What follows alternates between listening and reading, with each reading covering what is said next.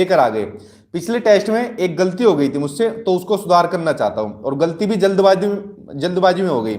ये क्वेश्चन था, इसको ध्यान से पढ़ना, कि शिक्षार्थियों की व्यक्तिगत विभिन्नताओं के संदर्भ में शिक्षिका को चाहिए। ये मैं आपको बता रहा था, मैंने कहा था ये भी गलत कर दो जहां पर भी आपको पद्धति के बेस पर गए, और ये भी गलत कर दो जहां भी आपको याद करने की मिल जाए, ठीक है। उसके अलावा मैं आपको एल्गोरिज्म बताने लग गया था कि एल्गोरिज्म क्या होती है, जब किसी समस्या के एक से ज्यादा समाधान जो होते हैं उसको जब प्रोसेस होता है। जैसे मैंने आपको एग्जांपल दिया था कि भाई ये मान लीजिए ताला है, अब इसकी चाबी खो गई, तो इसका समाधान कैसे निकलेगा? कोई आके इसकी दूसरी चाबी देगा, कोई आके इसमें पत्थर से तोड़ेगा, कोई आके अपनी पिन से तोड़ेगा। तो मैं आपको एल्गोरिथम बता रहा था और फोर्थ ऑप्शन पे मेरी नजर नहीं गई, और आंसर मैंने आपको सेकंड ही बता दिया था। लेकिन मैं आपसे हर वीडियो में एक चीज कहता हूं, जहां भी आपको ये चीज लिखी हुई मिल जाए विविध प्रकार की, इस ऑप्शन को तो देखते ही आप लोगों को आंख बंद करके आंसर लगा देना है। तो इसका आंसर आपका फोर्थ हो जाएगा। और जहां भी दिखे विविध प्रकार के अधिगम, और मुझको ही नहीं दिखा, वरना मैं भी आंख बंद करके आंसर लगा देता, और जल्दबाजी में मैंने एल्गोरिथम में आपको आंसर बता दिया। तो इसको करेक्ट कर लेना, आंसर आपका फोर्थ सही होगा। अच्छा क्वेश्चन था ये भी, ठीक है। और मेरी इस पर नजर भी नहीं गई फोर्थ ऑप्शन पर, वरना तो मैं आपको यही बताता, और एल्गोरिथम मैंने आपको पहले ही बता दिया था। तो चलिए बात कर लेता हूं आपके ईवीएस के टेस्ट की। सीडीपी का आपका वो हो गया, अब बात करते हैं ईवीएस के टेस्ट की। पहला क्वेश्चन आपकी स्क्रीन पर दिया हुआ है, यदि आप रेलगाड़ी द्वारा अहमदाबाद यानी कि गुजरात जाए, तो आपको रेलवे स्टेशन पर अधिकतर बेचने वाली खाने की कौन कौन सी चीजें बेचते मिलेंगे? पहला, ढोकला, चटनी, नींबू वाले चावल। सेकंड, छोले भटूरे तथा लस्सी। थर्ड, इडली, चटनी तथा वड़ा चटनी। फोर्थ, पूरी, साग तथा ठंडा दूध। बताइए से आंसर आपका क्या हो जाएगा? ये आपके स्टेट से, यानी जो आसपास की चीजें हैं, जैसे मैंने आपको बताया था, एक मैप में आपको जल्दी कराने वाला हूं, और उसके साथ साथ मैं इनके स्टेट से जुड़ी कुछ बातें भी उनके अंदर इंक्लूड कर दूंगा। तो इसके ऊपर डिटेल में मैं जल्दी ही वीडियो बनाने वाला हूं, ठीक है, जिससे कि आपके कम से कम 2 नंबर पक्के हो जाएंगे। फिलहाल आप इसका आंसर बताइए। देखिए, जो इसका सही आंसर हो जाएगा वो सही आंसर हो जाएगा इसमें आपका फर्स्ट। देखो, जहां भी गुजरात की बात आ जाए या जहां भी ढोकले की बात आ जाए, तो समझ लेना दोनों एक ही मतलब है, क्योंकि गुजरात में ही सबसे ज्यादा ढोकला आता है। तो ढोकले से ही समझ जाना आंसर, तो आप जब गुजरात की बात आए तो आंसर आपका फर्स्ट सही हो जाएगा। नींबू वाले चावल कुछ जगह पर मैंने सुना हुआ है, लेकिन ढोकले का सबसे ज्यादा जो है आपके गुजरात के अंदर ही है, ठीक है। आंसर फर्स्ट सही हो जाएगा, पहला। और जल्दी मैं वीडियो बनाने वाला हूं, वो आपको जल्दी मिल जाएगी, इसलिए चैनल को सब्सक्राइब कर लेना ताकि वीडियो छूटे ना। अगला क्वेश्चन पढ़ते हैं, महत्वपूर्ण क्वेश्चन, किनसे संबंधित है? कन्नम मल्लेश्वरी के विषय में नीचे दिए गए कथनों पर विचार कीजिए। नीचे 4 स्टेटमेंट दी हुई है, आपको उन पर विचार करना है, ठीक है। पहला, वह अंतरराष्ट्रीय ख्याति प्राप्त वेट लिफ्टर है। सेकंड, वह कर्नाटक की है। थर्ड, उन्होंने अपने नाम बहुत से रिकॉर्ड बनाए हैं। वह 130 किलोग्राम तक का भार उठा सकी थी। फोर्थ, जब वह 12 वर्ष की थी तभी से वह भार उठाने का अभ्यास करने लगी थी। आपको बताना है नीचे 4 ऑप्शन में से कौन कौन से ऑप्शन सही है आपके, ठीक है। इंपोर्टेंट क्वेश्चन है, बहुत बार आपके एग्जाम में पूछा हुआ भी है, कन्नम मल्लेश्वरी जी से संबंधित। बताइए सही आंसर आपका। हम्म हम्म देखिए, जो इसका सही आंसर हो जाएगा वो सही आंसर हो जाएगा इसमें आपका। पहले जान लेते हैं कन्नम मल्लेश्वरी जी के बारे में, अपने आप ही आंसर मिल जाएगा।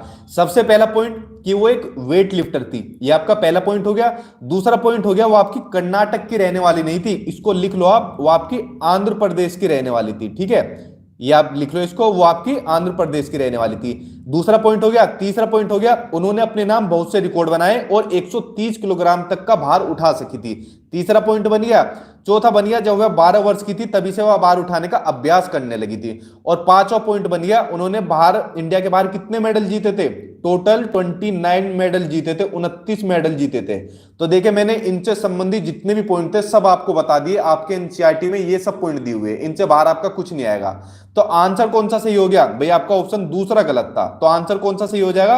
आपका ए, सी और डी, यानी कि सेकंड ऑप्शन ए, सी और डी आपका आंसर सही हो जाएगा। चलिए अब चलते हैं नेक्स्ट क्वेश्चन के ऊपर। नेक्स्ट आपका, परिवार एक इकाई होता है, यानी जो फैमिली होती है वो एक यूनिट होती है, ठीक है, जिसमें मां, पिता और उनके 2 बच्चे होते हैं। यह कथन क्या है? सत्य है, क्योंकि सभी भारतीय परिवार इसी प्रकार के होते हैं। सेकंड, सही नहीं है, क्योंकि इस कथन में यह स्पष्ट करना चाहिए कि बच्चे जैविक होते हैं। थर्ड, सही नहीं है, क्योंकि परिवार कई प्रकार के होते हैं तथा परिवार का केवल एक ही प्रकार में वर्गीकरण यानी क्लासिफिकेशन नहीं किया जा सकता। फोर्थ, सत्य है क्योंकि यह किसी आदर्श परिवार का आकार है। ठीक है, 32 आंसर आपका क्या हो जाएगा, परिवार से संबंधित क्वेश्चन आपका। जी हेमा कुमारी, आपका वेलकम है और सभी को थैंक यू। देखिए जो इसका आपका सही आंसर हो जाएगा, सही आंसर हो जाएगा इसमें आपका थर्ड। परिवार एक इकाई होता है जिसमें माँ पिता और उनके 2 बच्चे होते हैं। भाई माँ पिता और उनके 2 बच्चे के अलावा बाकी मेंबर कहां चले जाएंगे फिर, तो आपका ये सही नहीं है क्योंकि परिवार कई प्रकार के होते हैं। कितने प्रकार के होते हैं ये जानना आपके लिए जरूरी है, इनको आप चाहे तो लिख सकते हो।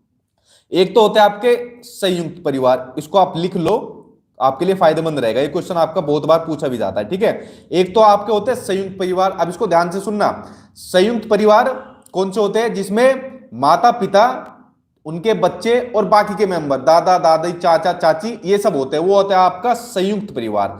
लेकिन वह परिवार जिसमें सिर्फ एक सेकंड, अरे कहा गया, माँ पिता और उनके 2 बच्चे होते हैं, ये होता है आपका एकल परिवार। इसको आप लिख लो, एकल परिवार यानी कि आपकी सिंगल फैमिली। तो सिंपल सा आप समझे, एकल परिवार में सिर्फ मम्मी पापा और उनके बच्चे होंगे। अगर कोई और मेंबर इंक्लूड हो गया, चाचा चाची ताऊ ताई दादा दादी, तो आपका कौन सा परिवार बन जाएगा, तो आपका संयुक्त परिवार बन जाएगा, ज्वाइंट फैमिली बन जाएगी। ठीक है, तो आप समझ गए परिवार कई प्रकार के होते हैं। तो स्टेटमेंट आपका सही नहीं है, आंसर इसमें आपका थर्ड सही हो जाएगा। चलिए अब चलते हैं अगले क्वेश्चन के ऊपर। अगला है आपका, और इस अगले के ऊपर वेरी वेरी इंपोर्टेंट लगा लेना, यहां से आपको 1 नंबर आपके एग्जाम में जरूर देखने को मिलेगा। ठीक है, अब बताता हूं कैसे। फिलहाल क्वेश्चन पढ़िए। पर्यावरण अध्ययन में शिक्षक के द्वारा बच्चों को स्वयं के आकलन के लिए, सेल्फ असेसमेंट की बात हो रही है यहां पर, अवसर देना चाहिए। तो स्वयं आकलन, सेल्फ असेसमेंट क्या होता है, सीखने के लिए आकलन, सीसीई यानी कंटीन्यूअस एंड कॉम्प्रिहेंसिव इवैल्यूएशन, सतत एंड और व्यापक मूल्यांकन, सीखने के समान मूल्यांकन, या सीखने का आकलन। बताओ सही आंसर क्या होगा। बहुत ही महत्वपूर्ण क्वेश्चन आपका, 1 नंबर आपको दिलाएगा आपके सीटेट के एग्जाम में।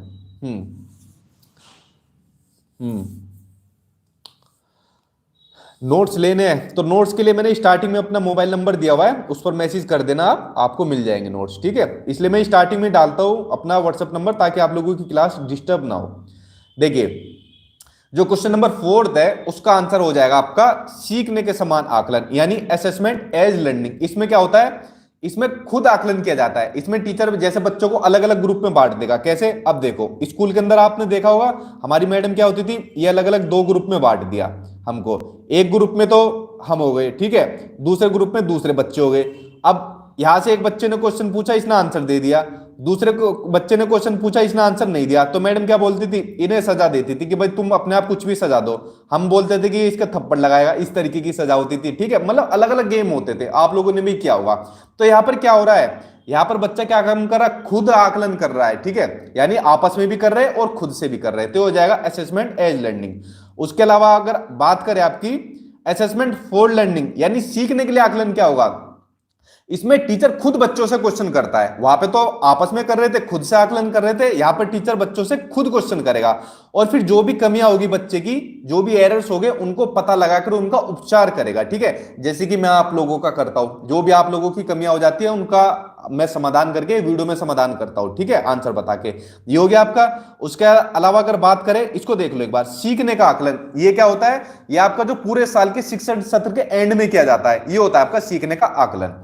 नेक्स्ट बचा आपका सीसीई, सतत और व्यापक मूल्यांकन। ये क्या होता है आपका, देखो ये ऐसा मूल्यांकन होता है जिसमें आपके शैक्षिक, चाहे तो आप लिख लो इसको, चाहे इसमें आपके शैक्षिक और आपके सह शैक्षिक दोनों पक्षों को शामिल किया जाता है। और ये क्वेश्चन आपका सीटेट के एग्जाम में पूछा भी गया है। ठीक है, शैक्षिक और सह शैक्षिक, शैक्षिक में आ गया आपकी टेक्स्ट बुक आ गई, आपका करिकुलम आ गया, सह शैक्षिक में आपकी पीटी हो गई, योग आ गई, वो सब किसके अंदर होते हैं, सीसीई के अंदर। और किसने स्टार्ट किया था इसको स्टार्ट किया था सीबीएसई ने। ठीक है, इसको आप लिख सकते हो, सीबीएसई ने इसको स्टार्ट किया था।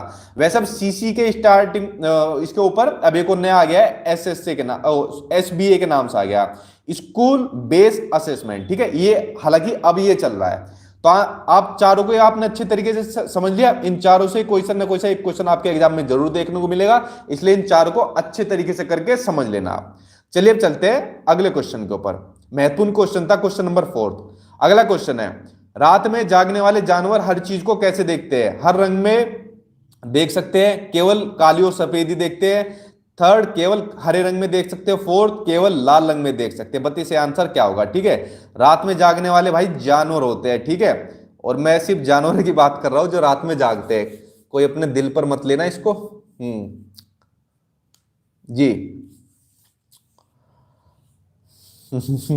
ठीक ठीक।